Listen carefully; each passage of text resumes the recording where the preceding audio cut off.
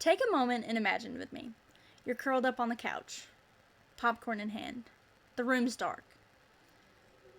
The screen flickers. A figure appears in the background, in the shadows, closer every time the camera cuts. You tense up. Your heart starts to race. Maybe you peek through your fingers, but you don't look away. Why is that? Why do we pay to feel scared? Horror isn't just a seasonal thrill, it's a cultural mainstay and a psychological puzzle. Whether you're a horror fan like myself, or someone who sleeps with the lights on after watching a movie trailer, fear affects us all. Understanding why we're so drawn to horror helps us understand human emotion, curiosity, and how we process the unknown. I've always wondered why some people love scary movies while others avoid them at all costs. So I dove into psychological journals, expert commentary, and horror culture to explore what's really happening in our brains when we're scared for fun. Today, I'll explain why we enjoy horror, how it affects our minds and bodies, and what it reveals about our culture and psychology. First, I'll explore the psychological and evolutionary reasons why we enjoy horror. Then I'll explain what happens in the brain and body during a scare.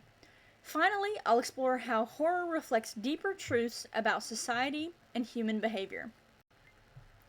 Why we enjoy horror: thrill, control, and the lure of the dark. From a psychological perspective, horror is a safe way to explore fear.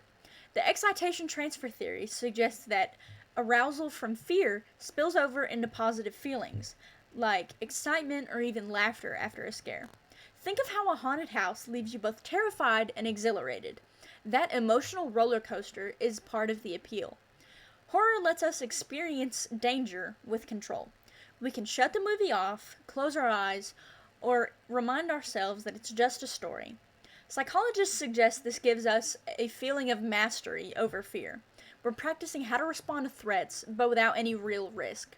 From an evolutionary perspective, horror taps into ancient survival instincts. Monsters, the dark, being hunted, these themes all link to real ancestral threats like predators, disease, and the unknown. Watching horror might be a form of threat simulation, a mental exercise in survival, like dreaming with the lights on. So now that we know why we seek fear, let's look at what's going on inside the body when we experience it.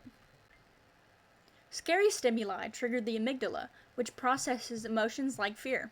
It sends signals to activate the sympathetic nervous system, preparing us to fight, flee, or freeze. That's why your heart pounds, your palms sweat, your senses sharpen during a scary moment, even if it's just a jump scare on a screen. The hypothalamus releases adrenaline and cortisol, increasing alertness and energy. This makes us more reactive, and it's part of what makes horror feel so intense. These reactions happen automatically, even when we know the threat isn't real. Meanwhile, the prefrontal cortex, the rational part of our brain, tries to regulate that fear. It reminds us what we're watching is fictional. The balance between primitive fear and modern logic create the unique emotional cocktail that makes horror enjoyable to many. But horror isn't just a personal experience, it reflects who we are as a society. Horror is a mirror, often reflecting our cultural fears and anxieties. For example, during the Cold War, alien invasion movies were popular, mirroring fears of foreign enemies like Russia. Zombie films surged during the rise of infectious disease awareness. Jordan Peele's Get Out also addresses systemic racism.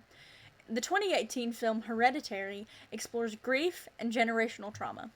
Horror is like a societal pressure valve. It lets us express what we're afraid to say outright. Horror also plays a social role in bonding and group experiences. Watching horror together at sleepovers, in theaters, or on Halloween creates shared emotion, laughter, even physical closeness. Studies show that fear heightens attraction. Our brains sometimes misinterpret fear arousal as romantic or social chemistry. That's why horror dates are a thing. Finally, horror gives people a space to process different and difficult emotions safely. For some, it's a way to cope with trauma, loss, or anxiety by seeing it externalized on a screen and knowing they'll survive the experience. This makes horror surprisingly therapeutic for certain viewers. Horror isn't just about monsters and gore. It's about emotion, survival, connection, and understanding the mind. We explored why we're drawn to fear and how horror physically and mentally affects us, and what it reflects about our culture and psychology.